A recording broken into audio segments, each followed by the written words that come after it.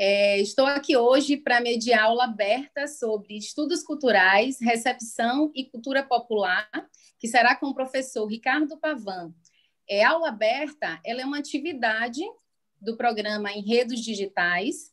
Ela é coordenada pelo professor Magno Medeiros, do PPG-Com, né, juntamente com professores de alguns outros PPG-Cons da universidade. Possui como proposta, né, o Enredos Digitais, refletir e promover ações que possibilitem uma ampliação da divulgação científica. Né? Então, hoje aqui, nessa aula aberta, nós estamos com o professor Ricardo Pavan, né, um professor que possui graduação em jornalismo pela Universidade do Vale do Rio dos Sinos, mestrado e doutorado também pela Universidade do Vale do Rio dos Sinos, em Ciências da Comunicação. Atualmente, ele é docente do programa de pós-graduação em Comunicação na linha de Mídia e Cultura. Né? Então, ele é um professor também adjunto do curso de jornalismo na Faculdade de Informação e Comunicação na Universidade Federal de Goiás. Então, é com grande satisfação e alegria que a gente recebe aqui o professor Ricardo Pavan. Com você, professor. Boa tarde a todos. A você, Priscila, e também ao professor Magno. Agradeço o convite por participar aqui dessa aula aberta, desse ótimo projeto, né, o Enredos Culturais, aí, que envolve programas de pós-graduação da nossa estimada UFG, né? Entre elas aí o dos direitos humanos e também o de performances culturais, além do nosso, né, o PPG-Com, Programa de Pós-Graduação em Comunicação da Faculdade de Informação e Comunicação da UFG. Bem, falando sobre esses temas, então, basicamente, eu gostaria, de repente, de enquadrar, ou pelo menos roteirizar cada um deles, né, falando dos estudos culturais, da recepção e também da cultura popular.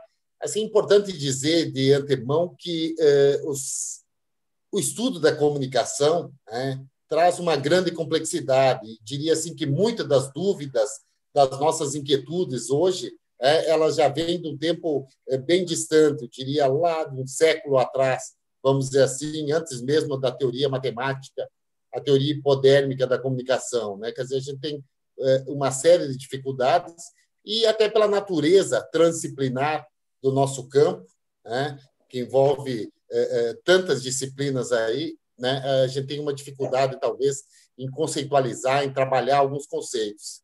Entre eles, aparece a da cultura, né? A da cultura que tem um impacto, uma preocupação muito grande a partir dos estudos culturais ingleses, né, da Escola de Birmingham. Né? Esses estudos culturais surgem lá no final da década de 1950, né, com obras singulares, muito particulares dos pensadores ingleses, né, de campos diferentes. Né? A gente destacaria aqui o Richard Hogarth, né, o Raymond Williams e o Edward Thompson. Né? Eles talvez tenham trazido as primeiras obras, né, que identificaram essa linha dos chamados estudos culturais ingleses. Né? De certa forma, os estudos culturais entraram assim numa espécie de contraponto ou de uma terceira via. Não, esse termo talvez não seja o mais adequado, mas uma via diferente às visões funcionalistas norte-americana e frankfurtiana lá dos alemães. Quer dizer que, de certa forma, traziam dois aspectos ou duas visões bem distintas, né, para os fenômenos comunicacionais, os fenômenos culturais. Né? Esses estudos acabaram tendo um desenvolvimento muito grande, né, impulsionado pelas pesquisas de Stuart Hall, né, que trabalhou muito, aprofundou essas pesquisas, né, das teorias culturais e conseguiu avanços significativos, né, que se seguiram até o início desse século, né, e até há poucos anos também os estudos culturais ainda funcionavam como escola e tal na Inglaterra, mas acabou fechando a escola de Birmingham e esses estudos culturais acabaram se expandindo mundo afora. Hoje, na verdade, eles já não podem mais ser definidos como os estudos culturais ingleses, eles já se manifestam em diversos continentes e diversos países, né? Então, assim, o que dá para dizer como pontos principais, né, dos avanços assim para olhar a cultura, a comunicação, né? Se está numa questão da quebra dos paradigmas hierárquicos, né, na análise cultural, né, tentando desfazer um pouco daquele pensamento das purezas, né, da cultura, do distanciamento cultural, né, e trazendo à tona estudos mais aprofundados, especialmente na área da etnografia, né? Eles se seguiram né, os estudos culturais se seguiram após o período de Schwarzschild à frente do Centro de Estudos e, por último, ainda teve o David Morley, né, um importante pesquisador que também seguiu esses estudos culturais, como eu disse, há cerca de uma década, um pouco mais, acabou fechando a escola e hoje eles se disseminaram, né, como disse antes, a vários países, a vários continentes. Entre eles, a América Latina, né, onde recebeu a redefinição de estudos culturais latino-americanos, né, e passou a se aproximar, né, do que se convencionou chamar de teoria das mediações ou teoria da recepção, né? Um tema, de certa forma, teorias um tanto discutíveis e que ainda se constroem, ainda vão se construindo e tendo diversos vieses aí nas análises empreendidas aqui no continente, né? Então, a gente poderia destacar vários autores importantes que difundiram essa teoria, né, ou essas teorias, destacando-se Jesus Martim Barbeiro, Néstor Garcia Canclini, Guilherme Orozco Gomes, Eliseu Veron, Maria Cristina Mata, Beatriz Sarlo, Maria Imaculata Vassalo Lopes, no Brasil, também a Silvia Borelli, Ana Carolina Skosteg, Nilda Jacques, Maria Aparecida Bacega, Antônio Fausto Neto, e por aí vai. A gente poderia até destacar aqui também um estudioso da área das mediações, colega nosso, o professor Luiz Antônio Signates, da UFG, que também trabalha esse conceito de mediações.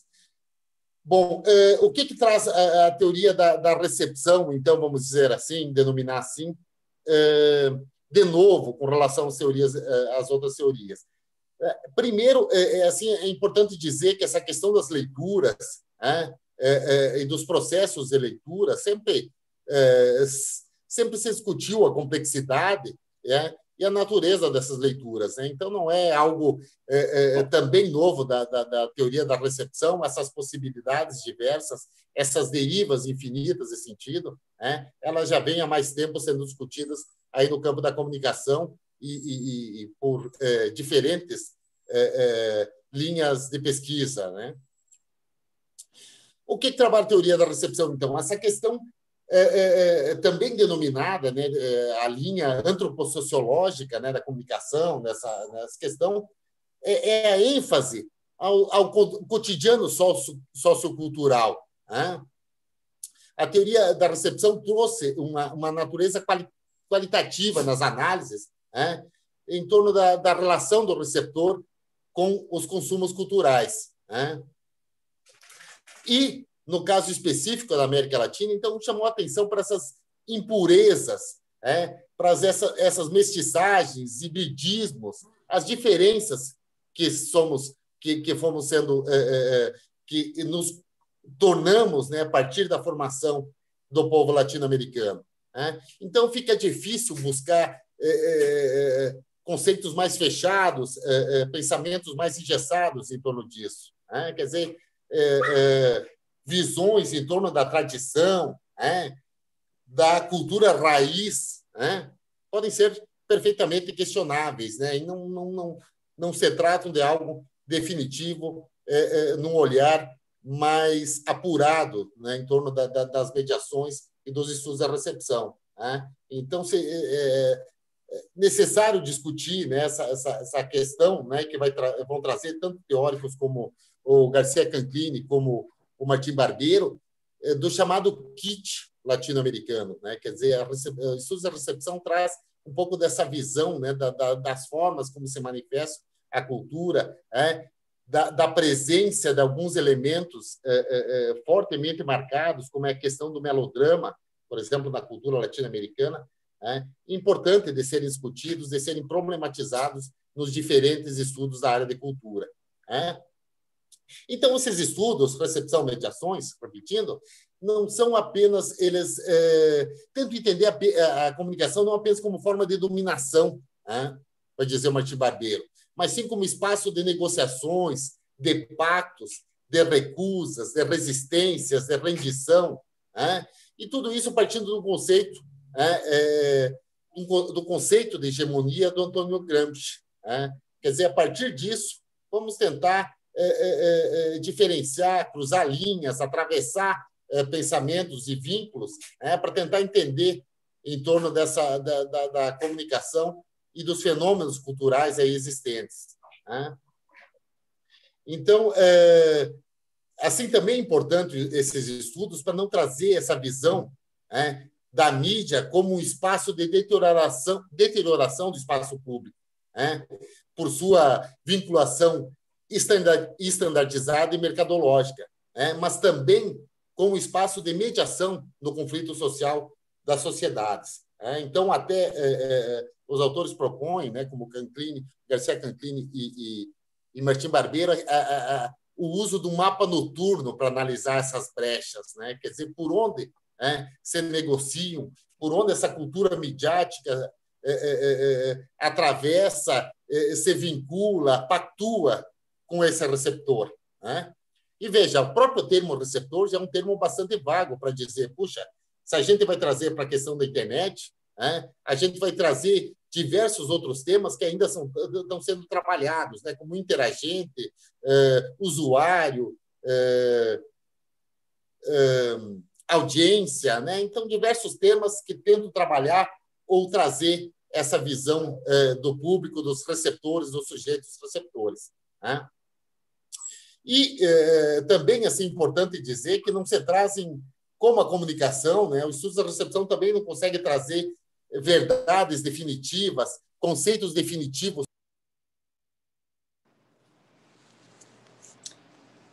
Seu microfone.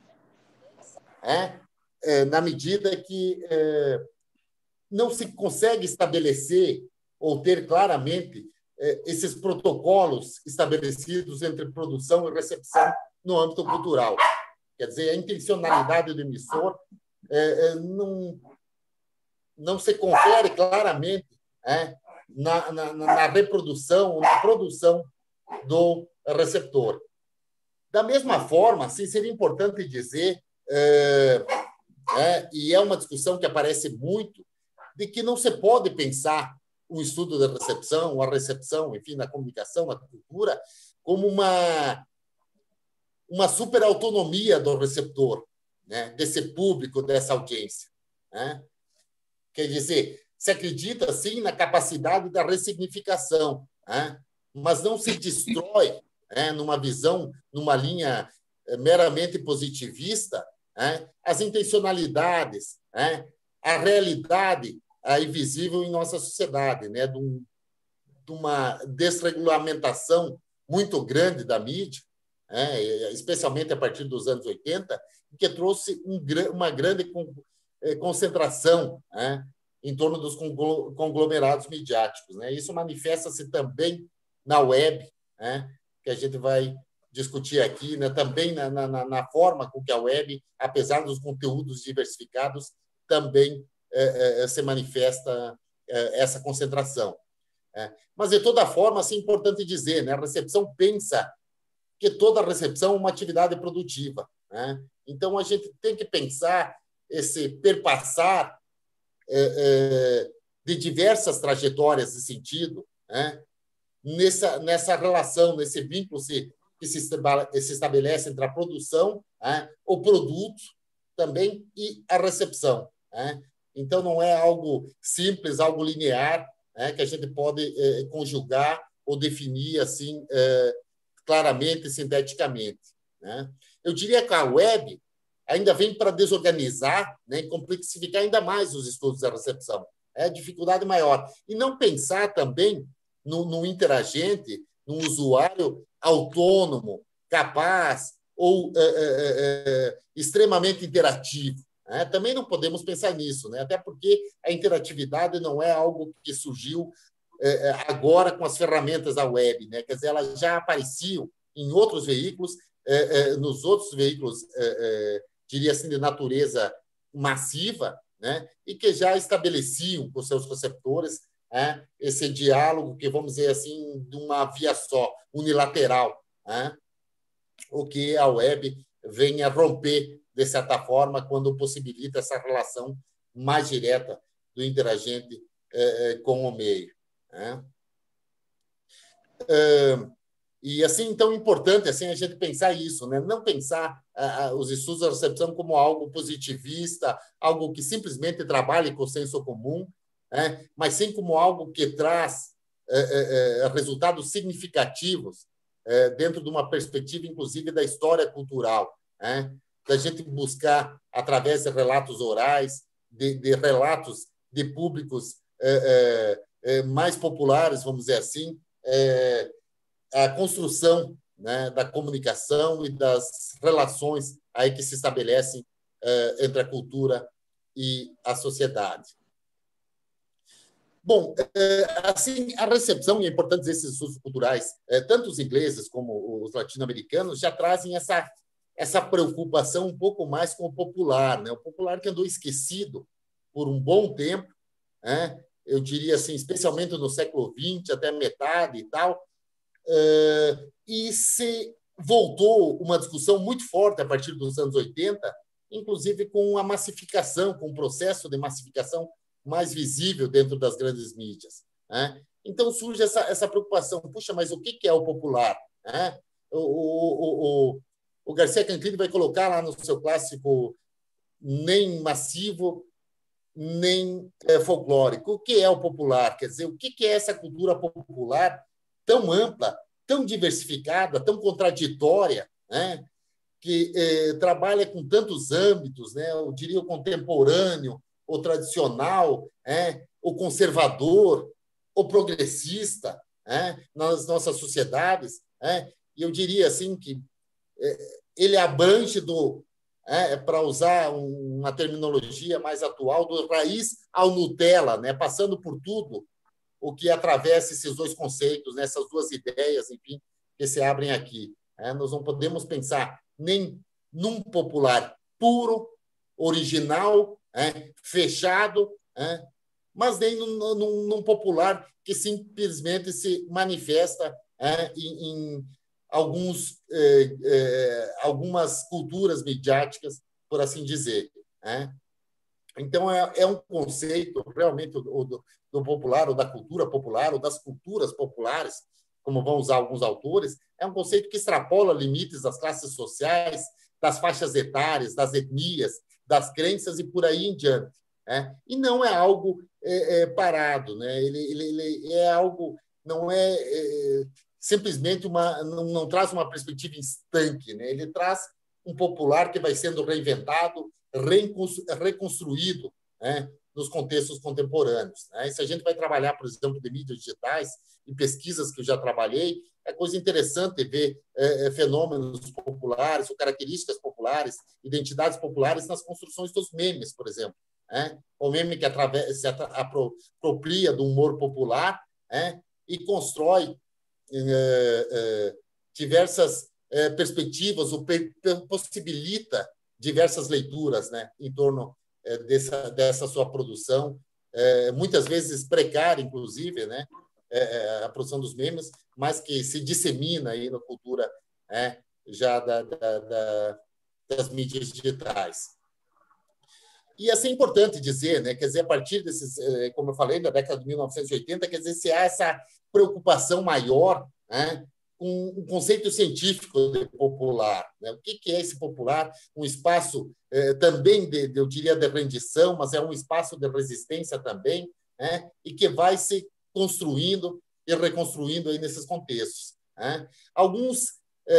Muitos teóricos acabaram trazendo um pouco de uma visão fatalista das mídias, em torno do popular, dizendo que elas, de certa forma, desagregam, acabam envelhecendo o popular, ou coisa desse tipo. Mas não é, não é uma realidade. Elas, eu acho que interagem, dialogam com o popular, e assim, não tendo uma visão simplesmente romântica, populista do popular, em pensar o povo como uma massa ingênua, inocente.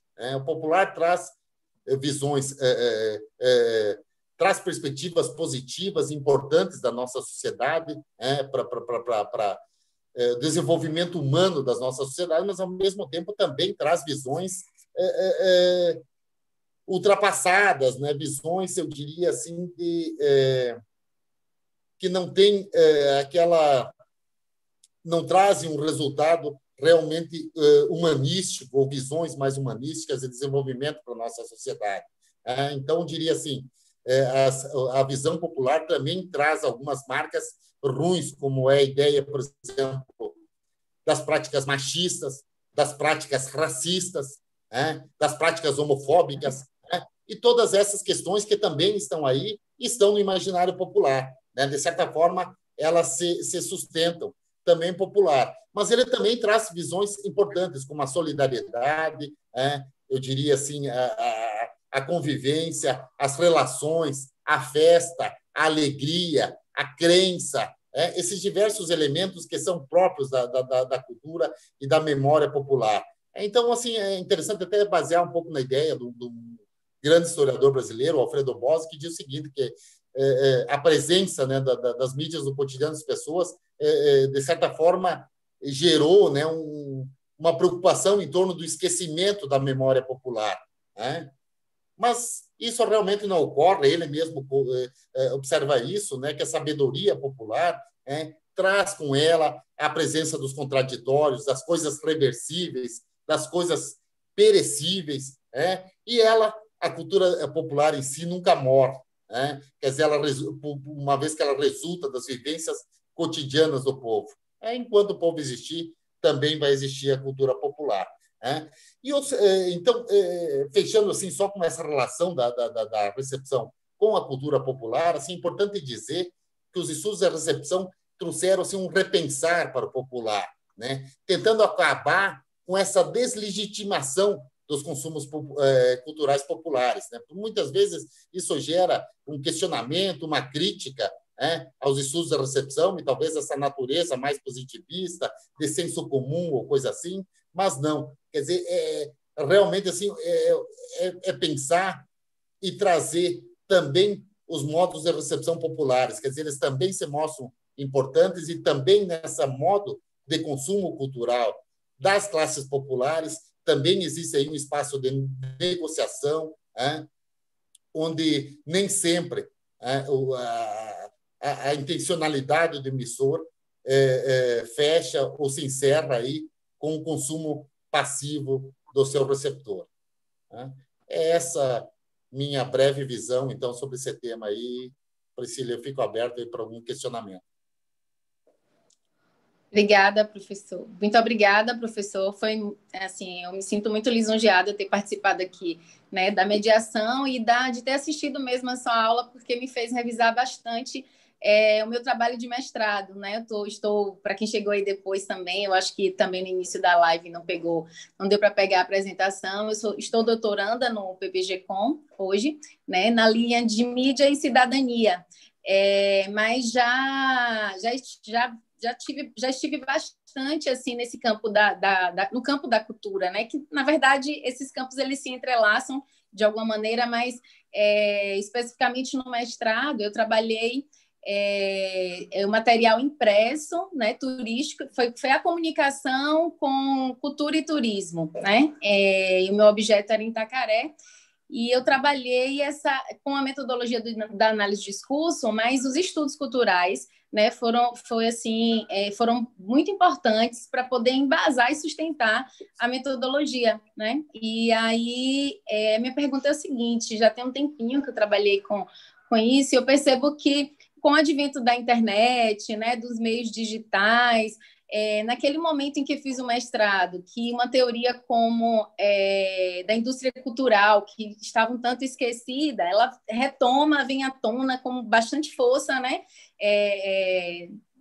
Nesse atual contexto, mas o senhor traz assim essa perspectiva do popular e da cultura popular que a gente não deve deixar realmente de lado também, porque realmente é tratar os estudos de recepção de uma maneira em que há uma voz ativa, né, desse lado em que a cultura, as populares, as festas, os saberes, os fazeres, eles têm, né, reações, eles são ativos também, né? Então, só para explicar melhor, no período do meu trabalho, eu trabalhei a imagem, né, do material impresso de comunicação em Itacaré e pude constatar que os discursos predominantes eram muito, né, o do bom selvagem, o daquele das belezas naturais, e as manifestações culturais, a cultura popular, o povo, as festas, os saberes, a religiosidade, isso ficava totalmente abafado nesse material impresso. Então, os estudos culturais realmente, e assim,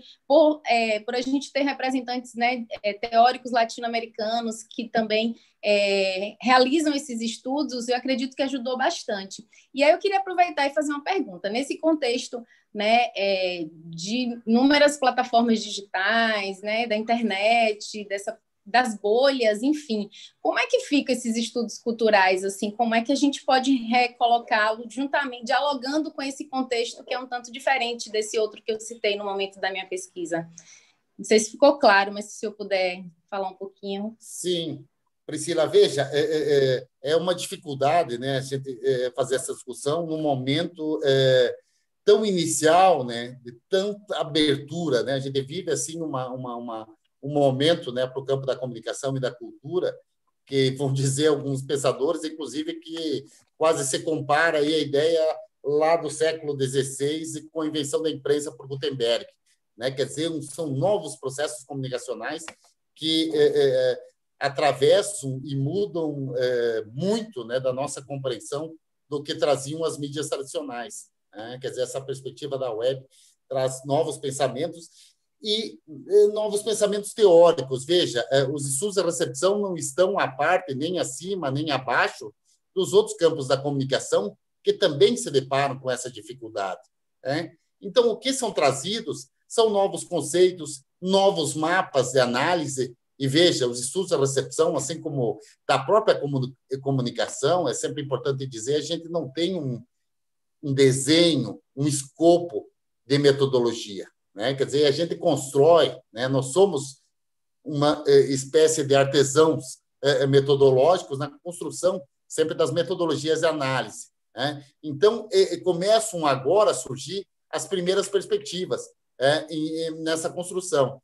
E estudos, por exemplo, etnográficos, tão importantes, tão caros à recepção, quer dizer, também são hoje auxiliados, por exemplo, com já a visão etnográfica, os primeiros conceitos do Cosines lá sobre a etnografia, sobre a ideia também de começar a percorrer esse ambiente virtual. Né?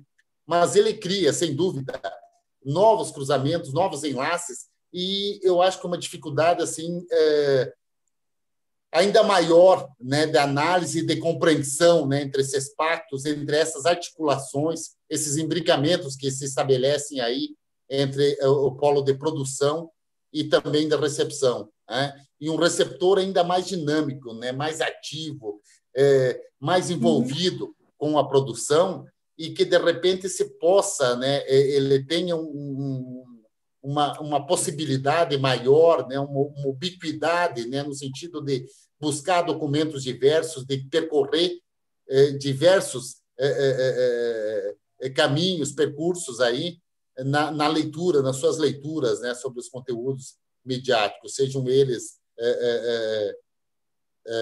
mais amplos, né, ou mesmo menores, né, vamos dizer assim, dentro do de um ponto de vista mais comunitário, mais localizado, vamos dizer assim. Né? Mas essa complexidade é grande, eu digo, a gente ingressa e começa a recém sentir os primeiros resultados dessas análises que estão sendo feitas, eu falo isso particularmente em termos de Brasil, né, para essa dinâmica toda gerada a partir das possibilidades oferecidas pela web. Ok, professor.